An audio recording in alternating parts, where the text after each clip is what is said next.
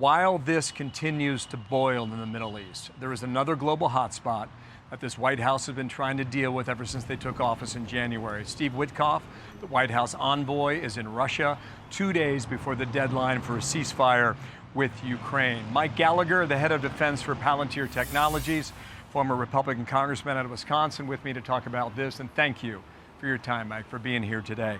President Trump was asked about the Russia sanctions. The deadline's Friday, August 8th, 8/8. You know, D.C. knows it, Moscow knows it, and you know, if you don't get some sort of ceasefire, the sanctions could crank up. Here was the question to the president just yesterday.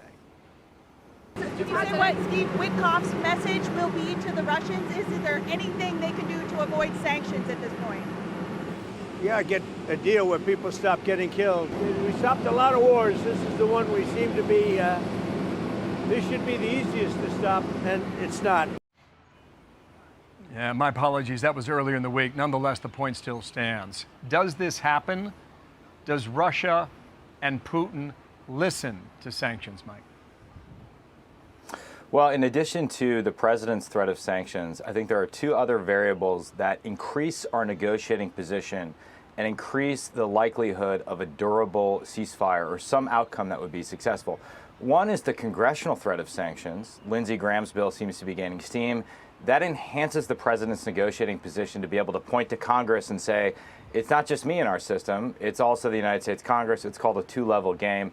The second is the president's recent surge of conventional and strategic military power, repositioning nuclear submarines. The president has proven willing to wield hard power effectively, and that is the ultimate deterrent, and that's the language that Russia understands. My hope is that we'll also move forward on considering imposing secondary sanctions on China for purchasing Russia's energy. China's been a big winner. They get cheap Russian energy. They're purchasing something like $220 billion worth of Russian energy.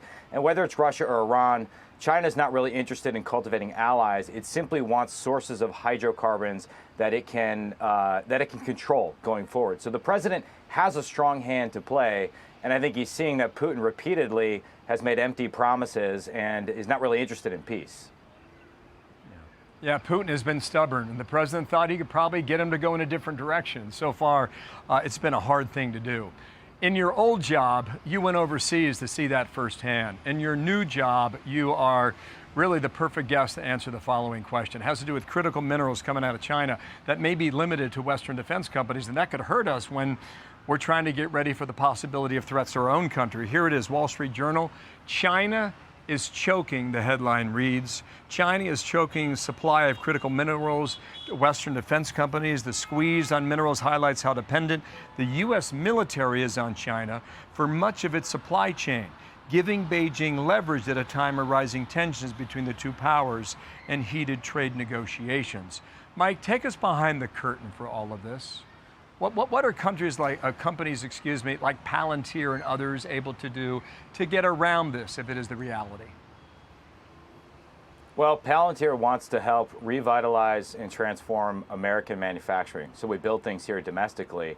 When we look geopolitically, I think it's important to recognize the scale of the problem. Xi Jinping's predecessor, Deng Xiaoping, famously said, the Middle East has oil, China has rare earths. They have a stranglehold on 90% of the production. The other 10% for heavy rare earths is Myanmar, which is a pariah state drifting into China's orbit. And so for anything that moves, whether it's wind turbines, electric vehicles, fighter jets, nuclear submarines, there's some sort of rare earth magnet involved. This is a huge liability. It means we are one Chinese export control away from an economic and national security disaster, which is why it is so important to build here domestically. So how do we do that? The administration's recent deal with MP Materials, investing over $400 million, I think was a brilliant and bold move. We have to stimulate our own domestic champions.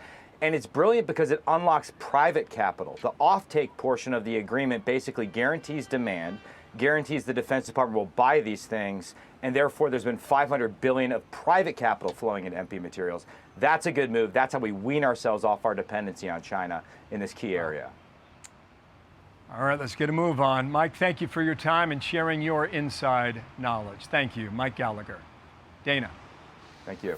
Hey everyone, I'm Emily Campagno. Catch me and my co-hosts Harris Faulkner and Kaylee McEnany on Outnumbered every weekday at 12 p.m. Eastern, or set your DVR. Also, don't forget to subscribe to the Fox News YouTube page for daily highlights.